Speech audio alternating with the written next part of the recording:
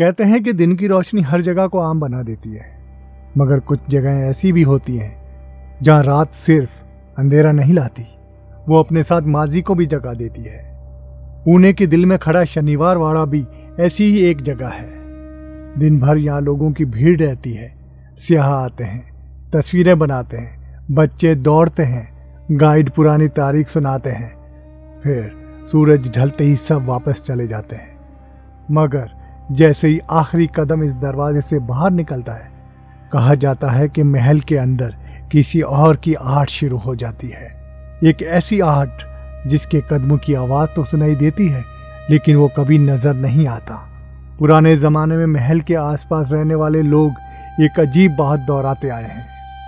उनका कहना है कि साल में सिर्फ एक रात ऐसी आती है जब शनिवार वाड़ा अपने अंदर दफन हर राज को दोबारा जिंदा कर देता है। उसी रात अगर कोई शख्स महल के सामने खड़ा होकर खामोशी से कान लगाए तो पहले उसे हवा की आवाज़ सुनाई देती है, फिर किसी के रोने की, और आखिर में एक बच्चे की कपकपाती आवाज़, काका मुझे बचाओ। लोग कहते हैं यह आवाज़ सुनने वाला कभी पहले जैसा नहीं रहता। कुछ लोग पागल हो जाते हैं, कुछ ने दोबारा कभी इस आवाज़ का जिक्र नहीं किया, और कुछ अगली सुबह हमेशा के लिए लापता हो जाते हैं। मगर हैरत की बात यह है कि उनमें से किसी की भी लाश कभी नहीं मिली। सिर्फ उनके जूते महल के मरकजी दरवाजे के सामने तरतीब से रखे मिलते हैं, जैसे किसी ने उन्हें खुद उतार कर वहां रख दिया हो। आज भी वहां के बुजुर्ग एक ही बात कहते हैं, अगर आधी रात के बाद शनिवार वाड़ा के बाहर अचानक खामोशी छा जाए तो फौरन वहां से चले जाना, क्योंकि खामोशी के बाद जो आवाज़ आती है वो जिंदा इंसानों के लिए नहीं होती। उस रात पुणे में गैर मामूली खामोशी थी। हवा तक जैसे रुक गई थी। महल के बाहर सड़क पर एक आवारा कुत्ता बैठा था। अचानक वो जोर जोर से भौंकने लगा, फिर दुम दबा के भाग गया, जैसे उसने किसी ऐसी चीज को देख लिया हो जो इंसानों की आंखों से ओझल थी। ठीक उसी लम्हे शनिवार वाड़ा के अंदर से एक भारी धमाके की आवाज आई। ऐसा लगा जैसे कोई बहुत बड़ा दरवाजा खुद ब खुद बंद हुआ हो। आसपास मौजूद लोगों ने एक दूसरे की तरफ देखा, मगर किसी ने हिम्मत नहीं की कि अंदर जाकर देखे। अगली सुबह जब दरवाजा खुले तो सब कुछ मामूल के मुताबिक था। ना कोई टूट फूट, ना किसी के आने जाने का निशान, लेकिन महल के बीचों बीच मिट्टी पर एक अजीब सी लकीर बनी हुई थी, ऐसे जैसे किसी ने बहुत भारी चीज घसीट कर एक कमरे तक पहुंचाई हो। सफाई करने वाले ने उसे मिटाने की कोशिश की, मगर शाम होते ही वो लकीर दोबारा अपनी जगह नमूदार हो गई। ये सिलसिला कई दिन तक चलता रहा। फिर एक रात महल के एक पुराने मुहाफिज ने कसम खाकर बताया कि उसने मरकजी सैन में एक दरवाज़ा देखा। ऐसा दरवाज़ा जो दिन के वक्त वहाँ मौजूद ही नहीं होता। वो दरवाज़ा आहिस्ता आहिस्ता खुद ब खुद खुला। अंदर मुकम्मल अंधेरा था और उस अंधेरे से किसी के चलने की आवाज़ आने लगी। 1 2 3 कदम। लेकिन अजीब बात यह थी, आवाज़ करीब आ रही थी मगर कोई दिखाई नहीं दे रहा था। फिर अचानक पूरे सहन में बच्चों के हंसने की आवाज़ गूंज उठी। मुहाफिज ने घबराकर आंखें बंद कर ली। जब उसने दोबारा आंखें खोली, दरवाजा गायब हो चुका था, लेकिन जमीन पर गीले कदमों के निशान मौजूद थे। वो निशान सैन से निकलकर सीधे महल की सबसे तारीक राहदारी की तरफ जा रहे थे और वहां जाकर अचानक खत्म हो जाते थे। उस रात के बाद वो मुहाफिज दोबारा कभी ड्यूटी पर वापस नहीं आया। उसने सिर्फ एक जुमला कहा था, वो अंदर नहीं रहते, वो इंतजार करते हैं कि कोई उन्हें बाहर ले जाए। और उसके बाद शनिवार वाड़ा में रात की खामोशी पहले से भी बहुत ज्यादा खौफनाक हो गई। इस वाक़े के बाद महल में रात की ड्यूटी पर आने वाले मुहाफिज बदलते रहे, मगर एक चीज कभी नहीं बदली। हर नए मुहाफिज ने अपनी पहली रात एक ही बात कही, यहाँ कोई चलता है। लेकिन जब उनसे पूछा जाता है कौन, तो हर बार जवाब एक ही होता, पता नहीं। कदमों की आवाज आती है मगर कदम दिखाई नहीं देते। फिर एक सुबह महल के शुमाली हिस्से की सफाई करते हुए मजदूरों को दीवार पर कुछ ताज़ा लिखा हुआ मिला। सुर्ख रंग में सिर्फ 3 लफ्ज़, मैं वापस आ गया। सबने समझा किसी ने शरारत की है। दीवार धो दी गई। शाम तक वो तहरीर गायब हो चुकी थी, मगर अगली सुबह वही अल्फाज दोबारा जाहिर हुए। इस बार दीवार पर नहीं, बल्कि सहन के बीचों बीच पत्थर की जमीन पर। जितना उसे मिटाया जाता वो इतना ही गहरा हो जाता। उस रात महल के करीब रहने वाले लोगों ने एक अजीब मंजर देखा। शनिवार वाड़ा की तमाम खिड़कियों में एक साथ रोशनी जल उठी। हालांकि वहां बिजली का कोई इंतजाम नहीं था। 1, 2, फिर तमाम खिड़कियां। ऐसा लग रहा था जैसे महल बरसों बाद दोबारा आबाद हो गया हो। रोशनी के पीछे साए चल रहे थे, कभी एक, कभी कई, और फिर अचानक सब कुछ खामोश हो गया। रोशनी बुझ गई, साए गायब हो गए। लेकिन चंद लम्हों बाद महल के अंदर से इतनी जोर की चीख सुनाई दी कि आसपास के घरों के लोग नींद से जाग उठे। वो चीख सिर्फ एक लम्हे के लिए थी, मगर जिसने भी सुनी उसने यही कहा, वो किसी एक इंसान की आवाज नहीं थी, जैसे सैकड़ों लोग एक साथ चीख रहे हों। अगली सुबह जब महल खोला गया, सहन में सिर्फ एक चीज मिली, एक छोटा सा पित्तल का घुंघरू, जिस पर ताजा खून जैसा सुर्ख धब्बा लगा हुआ था।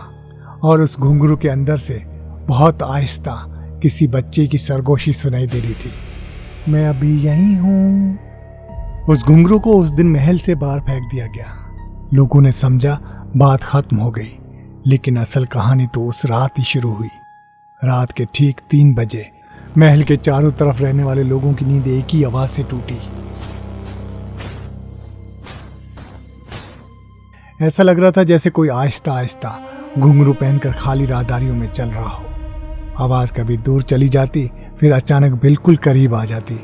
लेकिन अजीब बात यह थी, उस वक्त महल के तमाम दरवाजे बंद थे, अंदर कोई मौजूद नहीं था। फिर भी कदमों की रफ्तार बढ़ती जा रही थी। अचानक आवाज रुक गई और पूरे शनिवार वाड़ा पर ऐसी खामोशी छा गई कि हवा का चलना भी सुनाई देने लगा। फिर महल की सबसे ऊपर वाली टूटी हुई खिड़की में एक जर्द रोशनी नमूदार हुई। वो रोशनी किसी चिराग की नहीं थी। ऐसा लग रहा था जैसे कोई जलती हुई आंख अंधेरे में झांक रही हो। चंद लम्हों बाद दूसरी खिड़की में भी, फिर तीसरी, फिर चौथी, और देखते ही देखते पूरा महल ऐसी आंखों से भर गया जो सिर्फ बाहर देख रही थी। किसी ने हिम्मत नहीं की कि एक कदम भी आगे बढ़ाए, मगर उसी लम्हे तमाम रोशनियां एक साथ बुझ गईं और अंधेरे के अंदर से एक भारी आवाज गूंजी, दरवाजा खोलो। किसी ने दरवाजा नहीं खोला। आवाज दोबारा आई, इस बार पहले से ज्यादा करीब, दरवाजा खोलो। फिर अचानक महल का मरकजी दरवाजा जोर से हिलने लगा। ऐसा महसूस हुआ जैसे अंदर से दर्जनों हाथ एक साथ उसे पीट रहे हों। हर ज़रब के साथ दरवाजा कांप रहा था और फिर सब कुछ एक ही लम्हे में रुक गया। अगली सुबह जब लोग वहां पहुंचे, दरवाजा अपनी जगह मौजूद था, लेकिन उसकी लकड़ी पर अंदर की तरफ से बने हुए सैकड़ों नाखूनों के निशानात थे, जैसे कोई चीज पूरी रात बाहर आने की कोशिश करती रही हो। और शायद उसने अभी तक हार नहीं मानी थी। सुबह होते ही महल के दरवाजे खोल दिए गए, मगर उस दिन अंदर दाखिल होने वाले हर शख्स ने एक ही अजीब बात महसूस की। महल की हवा बदल चुकी थी। सांस लेना भी ऐसा लग रहा था जैसे कोई दिखाई ना देने वाली चीज उनके सीने पे वजन रख के बैठी हो। पत्थर की दीवारें नम थी, हालांकि कई दिन से बारिश नहीं हुई थी। सहन में मुकम्मल खामोशी थी, मगर खामोशी के नीचे कोई आहिस्ता आहिस्ता सरगोशियां कर रहा था, इतनी धीमी कि अल्फाज समझ में नहीं आते थे। सिर्फ ये महसूस होता था कि बहुत से लोग एक साथ कुछ पढ़ रहे हैं। सफाई करने वालों ने सोचा शायद वहम है, मगर जब उन्होंने महल के पिछले हिस्से की एक पुरानी राहदारी में कदम रखा तो सब एक साथ रुक गए। वहां जमीन पर गिर्द की मोटी तह जमी हुई थी, मगर उस गिर्द पर सैकड़ों कदमों के निशान बने हुए थे। अजीब बात यह थी, वो सब निशान एक ही सिमत में जा रहे थे, अंदर महल के उस बंद हिस्से की तरफ जहां बरसों से किसी को जाने की इजाजत नहीं थी। लेकिन वापस आने वाले एक भी कदम का निशान नहीं था, जैसे जो भी वहां गया वो कभी लौटा ही नहीं। उसी लम्हे राहदारी की आखिरी सिरे में किसी के हंसने की आवाज आई। वो बच्चे की हंसी नहीं थी, वो किसी बूढ़े इंसान की भी हंसी नहीं थी। वो ऐसी आवाज थी जिसे सुनकर यह अंदाजा ही नहीं होता था कि वो इंसान की है भी कि नहीं। एक मजदूर ने डरते हुए उसकी तरफ देखा। वहां अंधेरे में 2 सफेद आंखें आहिस्ता आहिस्ता खुली, फिर 4, फिर 8, फिर दर्जनों। ऐसा लगा जैसे अंधेरा खुद जिंदा हो गया हो और उसके अंदर बेशुमार आंखें खामोशी से उन्हें देख रही हों। किसी ने चीखने की हिम्मत नहीं की, सब उल्टे कदम भागे। मगर जब वो सहन तक पहुंचे, उन्होंने पीछे मुड़कर देखा। राहदारी खाली थी, ना आंखें, ना आवाज, ना कदमों के निशान। सिर्फ एक चीज बाकी थी, राहदारी की दीवार पर ताज़ा लिखा हुआ एक जुमला, अब बारी बार वालों की है। और उसी रात पुणे शहर में पहली बार शनिवार वाड़ा के बाहर भी वही सरगोशियां सुनाई देने लगी। उस रात के बाद पुणे के लोगों ने एक अजीब तब्दीली महसूस की। पहले सिर्फ शनिवार वाड़ा के अंदर अजीब आवाज़ें सुनाई देती थी, अब वही आवाज़ें महल से कहीं गलियां दूर भी सुनाई देने लगी। शुरू में किसी ने यकीन नहीं किया, लोगों ने कहा यह सिर्फ अफवाह है, मगर चंद दिनों बाद अफवाहों ने हकीकत की शक्ल अख्तियार कर ली। हर रात ठीक 3:13 पर शहर के मुख्तलिफ हिस्सों में एक ही आवाज़ गूंजती, ना बहुत ऊंची ना बहुत धीमी, बल्कि इतनी वाज़े कि सुनने वाला कभी भूल ना सके, दरवाज़ा खोलो। जो लोग उस आवाज़ को नज़रअंदाज करते उनके साथ कुछ नहीं होता, लेकिन जिन्होंने तजस्सुस में आकर अपने घर का दरवाज़ा खोला, उन्होंने बाहर किसी इंसान को नहीं देखा, सिर्फ एक लंबी सुनसान गली, और गली के आखिर में एक स्याह साया। वो साया कभी चलता हुआ नजर नहीं आता था, लेकिन हर बार पहले से ज्यादा करीब होता था। एक कदम, फिर दूसरा, फिर तीसरा, और जब वो सिर्फ चंद कदम के फासले पर रह जाता, वो अचानक गायब हो जाता। अगली सुबह उस घर के दरवाजे पर अजीब निशान बने होते, कोई उन्हें मिटा नहीं सकता था, जितना रगड़ते वो उतने ही गहरे हो जाते। फिर एक सुबह पूरा पुणे एक खबर से लर्ज उठा। शनिवार वाड़ा का मरकजी दरवाजा, जो बरसों से हर रात बंद किया जाता था, उस दिन सुबह खुला मिला। लेकिन हैरत की बात दरवाज़ा नहीं थी, हैरत की बात यह थी कि उसके बाहर मिट्टी पर सैकड़ों कदमों के निशानात थे। तमाम निशान महल से बाहर आ रहे थे, और एक भी निशान वापस अंदर नहीं जा रहा था। गोया वो चीज़ जो सदियों से शनिवार वाड़ा के अंदर कैद थी, अब कैद में नहीं रही थी। उस रात पुणे में किसी ने भी सुकून की नींद नहीं सोई, क्योंकि शहर के हर कोने में एक ही सरगोशी बार बार सुनाई दे रही थी, मैं वापस आ गया हूँ। और पहली बार ये आवाज़ किसी बच्चे की नहीं थी। पुणे के बुजुर्ग एक ऐसी बात जानते थे जो उन्होंने कभी किसी किताब में नहीं लिखी। उनका कहना था, शनिवार वाड़ा में सिर्फ एक कत्ल नहीं हुआ था, बल्कि उस रात खून जमीन पर गिरने से पहले किसी ने इस महल के नीचे एक ऐसी रस्म अदा की थी, जिसका मकसद एक रूह को बुलाना नहीं, बल्कि हर उस चीज को हमेशा के लिए कैद करना था जो इस महल में निकले। लेकिन हर कैद एक दिन टूटती है, और वो दिन आ चुका था। महल के नीचे एक बंद तहखाना था, जिसका दरवाज़ा सदियों से पत्थरों के नीचे छुपा हुआ था। जब उससे खोला गया, अंदर ना सोना था, ना हड्डियाँ, ना किसी इंसान का जिस्म, सिर्फ एक बहुत बड़ा स्याह पत्थर जिस पर सैकड़ों हाथों के निशान बने हुए थे। ऐसा लगता था जैसे बेशुमार लोग मरने से पहले इस पत्थर को पकड़कर बाहर निकलने की कोशिश कर रहे हों। पत्थर के दरमियान सिर्फ एक जुमला लिखा हुआ था, जिस दिन आखिरी गवाह मरेगा, दरवाज़ा खुल जाएगा। लोगों ने इस तहरीर को मजाक समझा। उसी लम्हे वो स्याह पत्थर दरमियान से चटक गया। इतनी जोरदार आवाज़ आई कि पूरा महल लरज़ उठा। फिर हर तरफ खामोशी छा गई, और उस खामोशी में पहली बार किसी बच्चे की आवाज़ नहीं आई, बल्कि सैकड़ों मुख्तलिफ आवाज़ें एक साथ हंसने लगी। ऐसा लग रहा था जैसे सदियों से कैद हर चीख, हर खौफ और हर साया एक ही लम्हे में आज़ाद हो गया हो। उसी रात शनिवार वाड़ा की तमाम दीवारों पर नमी फैल गई, लेकिन वो पानी नहीं था, वो सुर्ख रंग था जो आहिस्ता आहिस्ता पत्थरों से बह रहा था। सुबह जब लोग वहां पहुंचे, पूरा महल खाली था, मगर मरकजी सहन के बीच जमीन पे एक नया दरवाजा बना हुआ था। पत्थर का दरवाजा, जो पहले कभी वहां था ही नहीं। उसके अंदर मुकम्मल अंधेरा, कोई रोशनी नहीं, कोई आवाज, कुछ भी नहीं, सिर्फ एक ठंडी हवा जो अंदर से बाहर आ रही थी। फिर सबके सामने उस अंधेरे से एक एक करके कदमों की आवाज आने लगी, लेकिन कोई बाहर नहीं आया, सिर्फ कदमों की आवाज जो आहिस्ता आहिस्ता लोगों के बहुत करीब आकर रुक गई।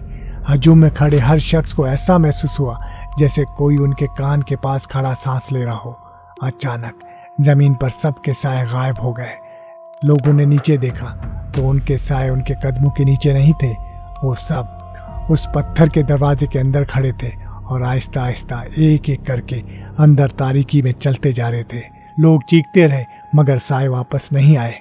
उस दिन के बाद जिस भी शख्स ने शनिवार वाड़ा के सैन में खड़े होकर अपना साया देखा वो जान गया कि वो उसका अपना साया नहीं, क्योंकि अगर साया एक लम्हे के लिए भी उसके कदमों से अलग होकर हरकत करने लगे तो समझ लो शनिवार वाड़ा ने तुम्हें पहचान लिया है, और जिससे वो पहचान ले उसका नाम अगली सुबह जिंदा लोगों की फहरिस्त में नहीं रहता। बरसों तक लोग समझते रहे कि शनिवार वाड़ा में सुनाई देने वाली आवाज़ सिर्फ एक मकतूल बच्चे की रूह है, लेकिन एक दिन महल के एक बंद कमरे की मरम्मत के दौरान दीवार के अंदर से एक तांबे का संदूक मिला। उस संदूक में ना खजाना था ना जेवरात, सिर्फ चंद हाथों से लिखे हुए खतूत। उनमें से एक खत पर तारीख दर्ज थी 30 अगस्त 1773।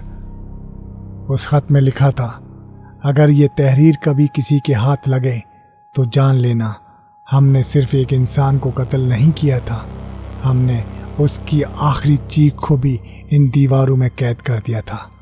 जब तक ये दीवारें सलामत रहेंगी वो चीख जिंदा रहेगी। लोगों ने इसे महज एक पुराना खत समझकर नज़रअंदाज कर दिया, लेकिन उसी रात महल में पहली बार किसी ने काका मुझे बचाओ नहीं सुना। उसकी जगह एक नई आवाज़ आई, बहुत भारी, बहुत सर्द। वो निकल गया। अगली सुबह वो तारीखी खत गायब था और उस दीवार पर जहाँ संदूक मिला था वहाँ पर सिर्फ एक जुमला लिखा हुआ था, चीखें कभी मरती नहीं, वो सिर्फ अपना घर बदलती हैं। उस दिन के बाद शनिवार वाड़ा में किसी बच्चे की आवाज़ नहीं सुनी गई, लेकिन पुणे के मुख्तलिफ हिस्सों में रात के आखिरी पहर लोगों ने अपने घरों की दीवारों के पीछे से सरगोशियाँ सुनना शुरू कर दी। जैसे वो चीख जो कभी महल की दीवारों में कैद थी अब वो किसी एक जगह की नहीं रही थी।